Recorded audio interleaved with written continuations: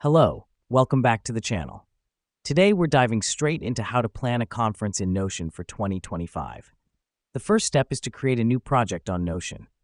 Once you're on the homepage, click New and select Project.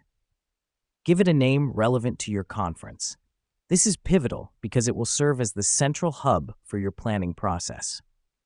Now that we've done that, let's create sections for each aspect of your conference. For instance, you might want to have sections for agenda, attendees, marketing, budget, and so on. Using the toggle list option, create these different sections.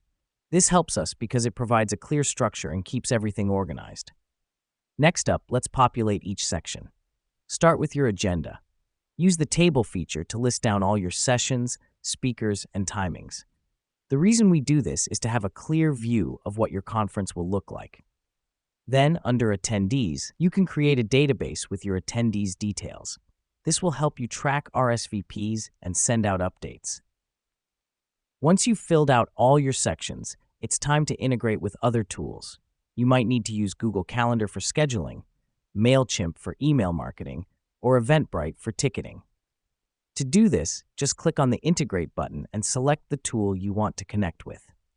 Let me explain why this matters. Notion's integration capabilities allow you to centralize your tools so you can manage everything from one place.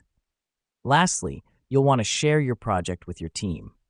Click on Share, input your team members' emails, and assign roles. Here's what's happening behind the scenes. When you share your project, your team members can also update and track the project, boosting collaboration and efficiency. And there you have it.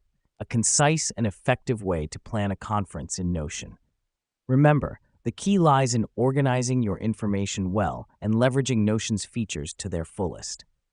Thanks for watching, and happy planning for 2025.